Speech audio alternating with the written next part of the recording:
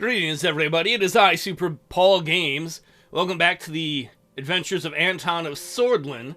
Apparently, there's some news to see. Well, we can look at stocks in a moment. Let's look at the news. What's new? Something from the radical. The roots the radical. Unfair campaign finance bill crushed. That was our doing. The people in our party wanted to pass campaign finance laws where the parties in charge got more campaign funds. Fuck that shit. A new bill that further expands on the unfairness of our election system has been approved by the Grand National Assembly and was later vetoed by President Rayne. Insane. Here comes Rayne defending democracy. Mustaphalis would be proud. Destroy them all. What, Mustaphalis? Great job. Rayne deserves credit for crushing the undemocratic proposal, even though it came from his own party and would have benefited himself. The bill sought to change the rules of eligibility of the public funds that are reserved for every political party in Sordland. It eliminates every party from eligibility to the funds, apart from the 3 that are currently in the Assembly, and we said, fuck no! The insane proposal would have resulted in the governing United Sordland's party's share of funds to double. Luckily, President Rayne showed us that he can go against his own party when it needs to be done. We showed we can lead from the front. The radicals like that. Alright, what do we got? We only got one thing to do, but first let's look at the government budget. We have 6 monies, and we have 1 personal money. Invest in Arcasian stocks. I don't know if I should do that. Over the past year, my stock investments have not been very good. A personal investment opportunity has been relayed by Mr. Manager. Is that his name? Oh, Gus Manager. I'm sorry. I forgot Gus's last name was Manager. I'm like, what's this bullshit? Y'all making this name up. This guy ain't real. And Gus is standing behind me with a tear coming down his cheek. I know I'm real. Despite the fact my parents never looked at me. Ah, shut up, Gus. Go cry somewhere else. We all had dysfunctional childhoods. He's like, can I have a hug? Yes, Gus, you can. If you go pay a prostitute for it. Because you're not getting it from me. An experienced stockbroker in Ventry City, Arcasia, is selling valuable shares of Armadine Industries, an up-and-coming electronics manufacturing company. We could invest or let the opportunity pass. Now look, this is a very exciting opportunity. I would love to do it, but we only have 1 wealth. And if this doesn't go well, our wife is going to kill us. We're never getting the Pootie Tang again. Don't invest. If we had 2 wealths, I would have been all over it. But nope. Reception at the inaugural ball. My balls! I had just finished buttoning up my suit jacket when the doorbell rang, a ding-dong. The presidential guard had arrived to pick us up for the inaugural ball. Balls held for pleasure, my friends, are the best balls of all. The ball was a 3-decade-old tradition, breathlessly anticipated by politicians, bureaucrats, and the press. All eyes were about to be on me. As a side, an aside, I think I've said this before in a previous video, I hate in my country when we do this shit. Like, the economy is crap, and the idiots who become president, time for my fancy party, you should all go fuck yourself. If I was president, I would eat a Big Mac, and that would be it. I'd probably want something better. I called it, they're gonna be like, oh, look at him, he got Wendy's. He's not one of the common men anymore. I can't help it. I like those junior bacon cheeseburgers. This episode sponsored by Wendy's. I called on Monica, my sexy, sexy wife. I'm so sexy. You know it, bitch. To get the children ready. Looking in the mirror, I straightened my tie and took a deep breath. Oh God, I almost choked on air. That would have been the most embarrassing YouTuber death ever. He choked on air. What? He was trying to do a big breath. After tonight, there would be no turning back. Suddenly, Deanne, my child, hugged me from behind, startling me a little bit. Ah! Oh, I'm sorry if I farted on you, kid. Monica had fixed her hair into an elaborate braid, woven through with ribbons. You look beautiful, honey. Papa! Papa! Mama! It's time to go! I'm gonna stroke her hair. You are a good little child. I'm not gonna say the boys thing. You know, little girl, someday you could be president yourself. You know that? Only when I'm old like you, you little fuck! What? What's that, Daddy? Nothing. She giggled. Hee, burn, bitch. That's my daughter. I'm so proud. It was almost time to leave. The big ball was starting in less than an hour. That's what I tell your mama when we're gonna hang out. You, Dad, no. Darling. Son. Frankie, it's time to go. Monica came down the stairs. She was wearing a simple yet elegant beige sheath dress. Beige? Is it gonna look like she's nude? You're going to upstage me, whore! Who I love. And short heels. Okay, maybe she's not. See, she's like, I don't want to look like I'm taller than your ass. Aw. Her hair had been neatly pinned into a, I don't know what that is, chignon? Probably some French hairdo. Showing off the pearl earrings I had given her for our 15th anniversary. All those years, she had stayed by my side. Now we were about to begin the most challenging chapter in our lives yet. How do you do, Mr. President? I'm gonna kiss her. I'm gonna kiss her. I'm gonna score with my own life. I pull her into a deep embrace. Close your eyes, Diane. This is only for adults. Monica, my love, you look as gorgeous as the day we were married. But you were prettier before that. You can't let them get too full of themselves. Now, there's that charm that got you elected. I know I'm always telling the constituents that they're hot. I got a boner for you constituents. It's a presidential boner. I'm voting for him, President Boner. Frank trudged down the stairs. Ugh, this thing itches. Frank tugged at the collar of his new tuxedo. He seemed ill at ease. You know what, Frank? Personally, I agree with you. I don't like wearing suits. Fuck that shit. I'm glad to have you with us for this big night, Frank. Sure, Dad. I'm just dying to go. I'm glad you are. Papa, are these people going to be around us from now on? Your mom and brother? I hope so. She pointed at the presidential guards at the door of the house. Unfortunately, yes, young lady. They can't leave our side until my term ends. You'll get used to it. It's all right, baby. They're here to make sure nothing bad happens to your papa or his family. That's you. Monica held Deanne's hand. Together, flanked by the guards, we walked out the door. Everybody do the dinosaur. Halfway to the car, Frank stopped abruptly and turned towards me. Dad, do I really have to go? Couldn't I stay at home instead? I would let him, honestly. What? I would let him. I'd be like, dude, if you don't want to go, I don't give a shit. Okay, I'm not going to say this. I'm not going to say, it's a party for me. Don't you want to support your father? I'm not going to guilt trip him into it. Having grown up with some people like that, that is bullshit. I could tell him there's going to be Pootie Tang there. Or I could say, I'm going to say Pootie Tang. You'll love it, son. I'm sure there'll be plenty of girls to dance with. Wall-to-wall Pootie Tang. What did you say? Lovely ladies to get to know about. For their Pootie Tang. Ugh, if there's even time in between all the boring speeches, Dad. You know, Frank, I get it. I get it. But I guess I have no choice. Got that over with, Frank? Let's go. The car is waiting for us.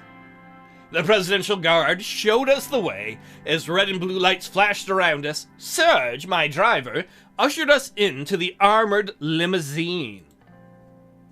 The motorcade started moving towards the palace. I gazed out the window deep in thought. Anton, what are you thinking about? I'm not going to talk about the car, not all that's happening. No, I'm gonna reminisce with her. Baby, I was thinking that we've come a long way together, haven't we? Remember when we were in college and there was a civil war and people were dying? That shit was awful. Yes, we have. And there's still so much that we'll accomplish side by side. And 69. What? I like numbers.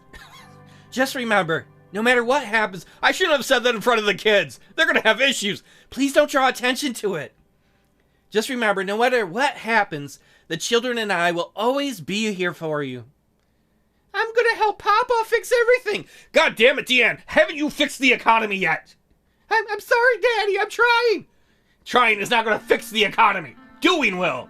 Frank rolled his eyes. I know you will, honey. I'm not gonna say we'll see, darling. This means a great deal to me. You know what? I like you little shits. Even Frank. I can relate to Frank. I don't like people either. Frank's like, but Dad, I like people. I just don't want to go to parties with my parents. Too bad. All the cool kids go to parties with their parents. After what seemed like just a few minutes, Serge, don't look at my kid that way. Don't give him the eye that you understand. The convoy slowed down to a halt. Serge rolled down the limousine soundproof partition. I bet he heard everything. We are here, sir. Hope you enjoyed the drive. I did, Serge. Wait, no, I'm gonna ask him how he's doing. He has been so fucking cool. Much appreciated, Serge. How you doing, bro? I'm just as good as I can be, but today is your day, sir. I'm glad you are in charge now. That's some nice ass-kissing, Walkner. You know, my entire family voted for you. Aw, even your baby? I'm gonna lower the voting age to 0 if babies can vote. Thank you. Thank you and your family. I am here with all of you. You know what? Yeah. I was gonna tell Serge I'm not gonna let him down, but I don't know the future. I'll probably let everybody down. I'm pretty good at failing. He's like, why did you say that out loud, sir? Thank you and your family, Serge. I'm here with all of your support. No reason to thank me, sir. You're the one who sparked a glimmer of hope in us all. Well, if we're done jerking each other off, I got a party to go to. Serge opened the door for me. The normally imposing palace was festooned even, with garish banners. Oh my god, they're so garish. I love them. That nearly made it look cheerful. A line of shining luxury sedans stretched around it. The best Eastern Europe has to offer. Politicians, bureaucrats, and celebrities, the creme de la creme of Sordland elite, streamed inside the building. That means cream of cream, baby. Like I make cream in your... Honey, no! She always says no when I want to make cream. Good luck there, Mr. President. Oh, don't tell your wife I said that stuff, Serge.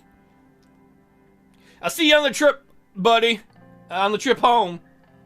I stepped out and immediately found myself surrounded by loud voices. Over here, Mr. President. And camera flashes. Camera sound. Hordes of eager journalists thrust their portable microphones my way. Get that out of my face! It's all happening again. I would like to imagine Anton's just gonna pimp walk, like up the stairs into the building. Ho-hos, President in the house. My guards fended off most of them, but one woman managed to dodge through them and corner me. I recognized the Swordfish Broadcasting Company logo on her press lanyard. Mr. President, do you plan on working together with the opposition parties on the expected constitutional reforms? Did you say constitutional reforms? Yes, I'm very articulate. You didn't get your job because you can read a teleprompter? What's read? What's read mean? I'm gonna be political. I'm gonna be diplomatic. I'm not gonna say we're gonna bring change. I'm gonna say we're willing to work with everybody, ho. Mr. Richter. Who's that, Andy? Oh, Friends Richter. My good old friends. Clarified that as long as you hold your promises of democratization, they will support you on these issues to the end. What do you think about this statement? Are your parents related? A little bit. I can't comment because I haven't seen his statement yet. Let's do the wise thing. One more question. Oh my god. Do you eat children's bones? What? One of the first acts as president was to veto a campaign finance law. Yeah? Is there more to that question? That would have deprived small parties of public funds while increasing those channeled to your own. Yeah, that happened. Are we seeing the beginning of a more egalitarian administration? I'm surprised you knew the word like egalitarian. Sure, why not? It's about the people. The people elected me for change and for power. This entire system was built as a corrupt system. What was his name? The guy before us, Sword or whatever? They set up the entire government to have the appearance of democracy, but there are multiple dams, bulwarks, call it what you want, like the ability of the Supreme Court to kill any law, that really prevents pure democracy or even decent republicanism from being enacted. And we need to tear down those walls and give the power to the people.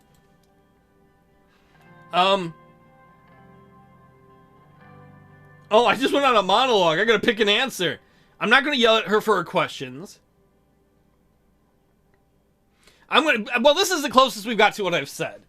Absolutely. Whether the bill is proposed by my own party or not, I would use my veto on it if it goes against the interest of our democracy. We need to build a stronger future. If I am a strongman leader, when I die, it'll collapse. It's like with Alexander.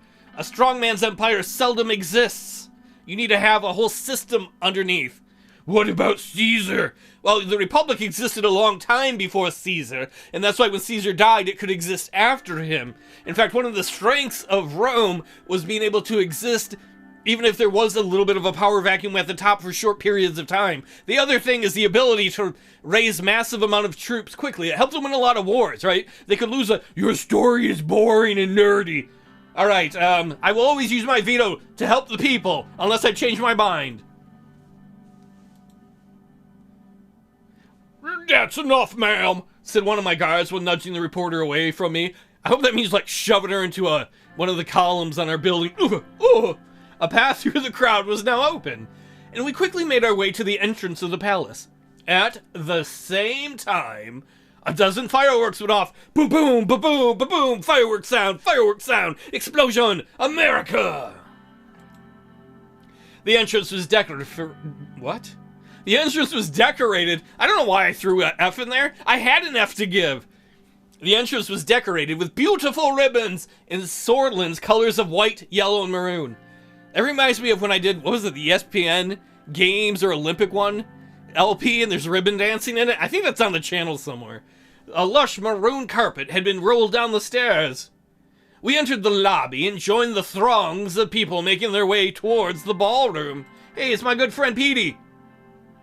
Behind me, I heard a familiar voice. Hey there. You know, hey. There they are, the most beautiful family in Sordland. Who are you talking about, Petey? Who are you talking about? Uncle Peter. Hi, Uncle Peter. It's great to see you. Why do you like Uncle Peter and not me? You two are growing faster than I am getting wiser. Kids, don't take that as a compliment. He's not getting wiser very fast. I'm gonna be nice to Pete. I'm not gonna be a jerk. Hey, you're a sight for sore eyes, Petey. Likewise. Happy to see a familiar face, Peter. Evelyn, that's Pete's wife. Peter's wife, Evelyn, approached us and shook her hands with a firmness that belied her delicate features. She's got Frankenstein man-hands grip. Oh, Evelyn, you're hurting my hand. Do I have a voice for her? I don't remember. Congratulations, Anton. I have to say the results were clear to me from the beginning. Thanks, Evelyn. You're a sweetheart.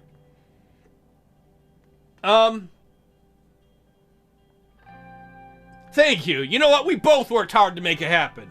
You and your husband. You know, we all worked together, Evelyn. We know you did. You deserve the position. Oh, I love it when you kiss my ass. And tonight we reap the rewards. Party. Did you... Pete is probably the architect of my entire political career. Did he just do it because he wanted a fancy party? From, like, college days? I'm gonna get the greatest party of all time. Was he drunk in school? I'm gonna get him elected president, and we're gonna party like it's 1959. You know what? Yes, I need a celebration drink after all that. Let's party, my good friend Pete. I know you do. I know you like to drink, Elkie. What? Monica, how are you? You barely said a word. I'm more than relieved to have this roller coaster ride over with. But of course, now the real work begins. What work you gotta do, girl? You ain't the president. Oh yes, managing the help, planning parties, daily trips to the salon to look your best for foreign dignitaries. Yeah, Evelyn, burn that bitch. I mean my lovely wife. Don't be so old-fashioned, Evelyn. I plan to use my power as First Lady to advance the position of women throughout Sordland. Equal rights for our sex are long overdue. Wouldn't you say, Anton? I agree, but I'm pretty sure the First Lady has no official political power. I want to say this one. I want to so bad say, as long as you don't burn the roast. Am I right, Peter? But I promised my wife in this journey, because she's had to sacrifice a lot, right? She's probably not got to hang out with her friends. She's got to go to stupid shit. She's got to say the right things. She can't show up drunk at a party. Absolutely. And we'll work together to achieve it. Women deserve equal rights. Monica flashed me a smile. The other thing is, this is a perfect opportunity, right? If women get equal rights, and I can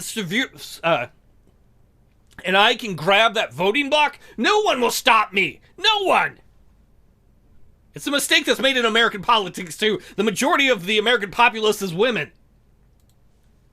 Deanne suddenly jumped in between us and tugged on my sleeve. Papa, can we go? I want to see the ballroom. You're right. We should be partying, young child.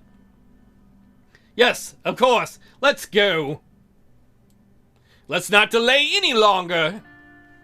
We left the lobby and made our way towards the ballroom. Inside, we were yet again surrounded by a noisy crowd. But this time it was the politicians who sought to appease the new authority in Sordland. That's me, Anton, 4th President of Sordland. Appease me! Give me the peas! I don't like peas. Like, what's the point of pea soup? Like, I get back in the day when there was nothing else to eat, you'd be like, oh, this is better than eating dirt. But now, is it like, I want something that's very bland? And there are going to be some people watching right now who's like, hey, I like pea soup. Enjoy what you like, bland lovers. I see right now, you've got a chance, SuperPaul. Finally, your channel's going to make it. It's the person who's in charge of the pea industry is like, I'm going to have all my friends watch this video. It's a giant factory. All the pea factory workers take off. People are like, I want to watch the story. No, you're going to hear my insane old man ramblings. And he turns it on, and they're all offended. His wife leaves him. His children disown him. And then my channel collapses. Ha! It can't collapse. It's already there. I spent the next few hours shaking hands, joining various conversations, some serious, some superficial, and making speeches boring. Why don't we get out a game and play it, man? We finally settled down at our dinner table, with the Vectorns as the band started playing some slow jazz tunes. No! No! Give me some Buddy Holly! Come on, some Little Richard. What year is this? Little Richard is around at this time, right? I mean, I know he's alive, but I want to hear Little Richard. I think we're in the 1950s. Am I wrong? Oof, that was tiring. Yeah, God forbid you shake some hands there. You know what? You want another drink, Pete? Let's get lit. Well. Suddenly, a loud banging noise echoed from outside the ballroom. Then another one, and another one. The musicians stopped playing. Everyone in the room was looking around in confusion.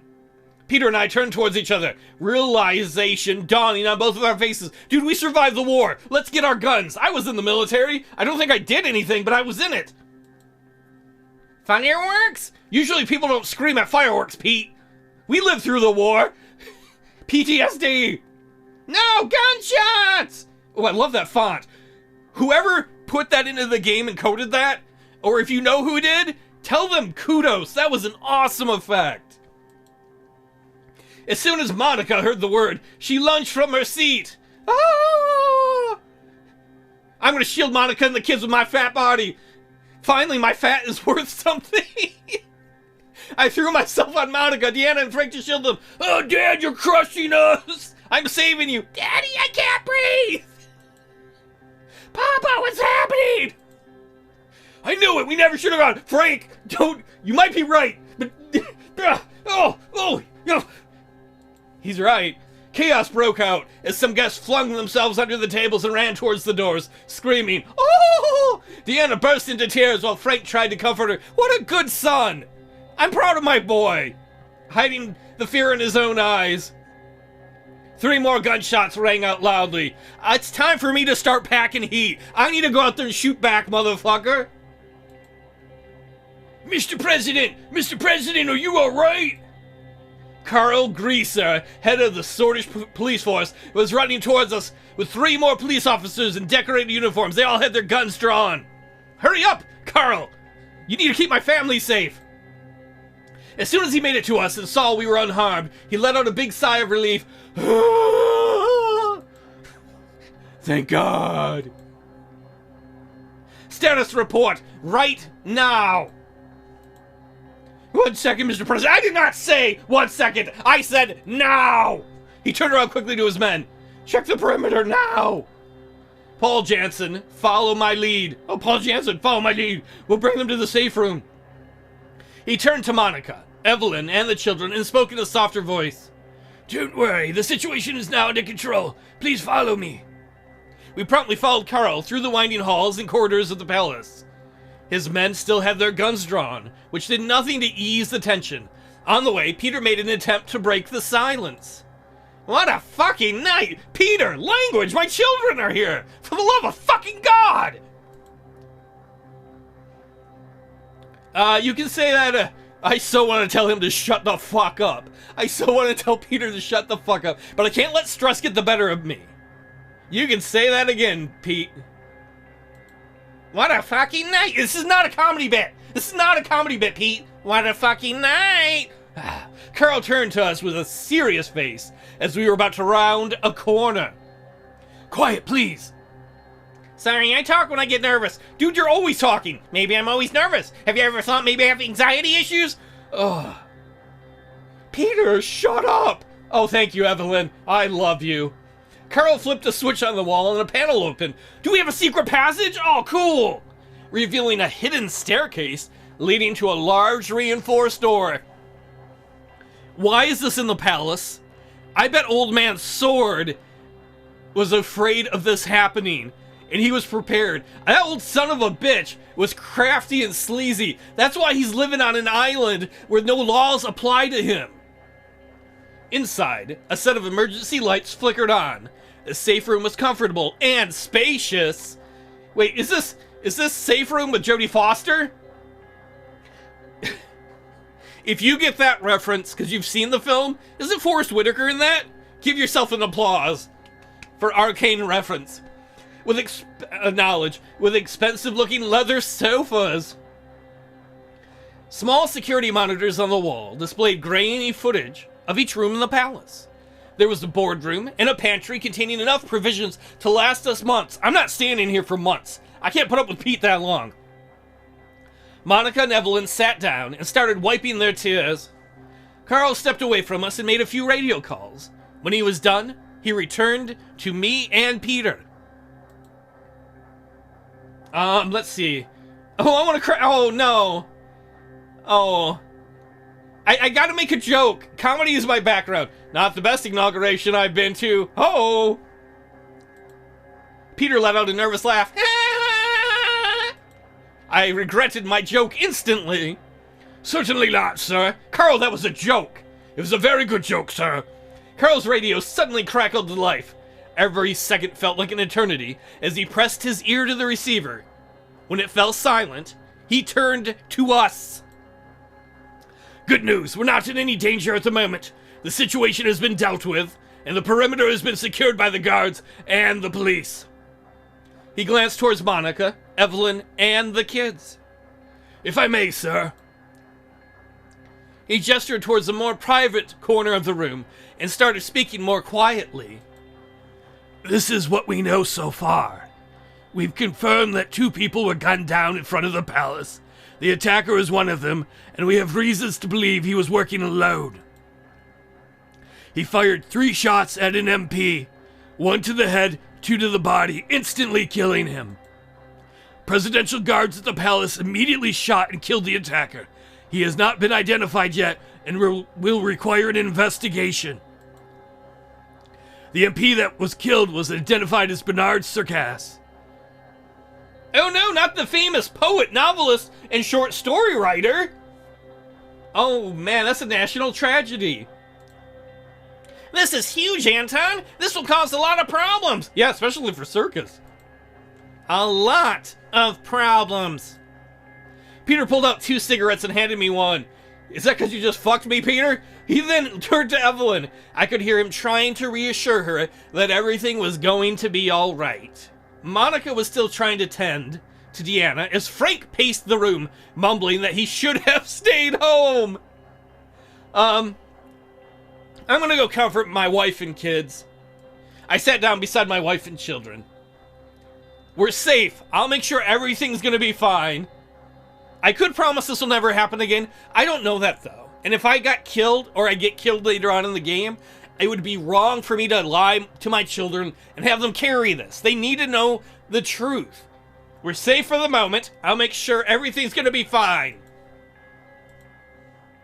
We can't be sure of anything anymore, Anton. I know! That's why, for the I lit my cigarette and took a deep drag. I was going to see this through and keep my family safe. At all costs. I crushed the cigarettes on the ashtray. I'm going to keep you safe, but not from secondhand smoke.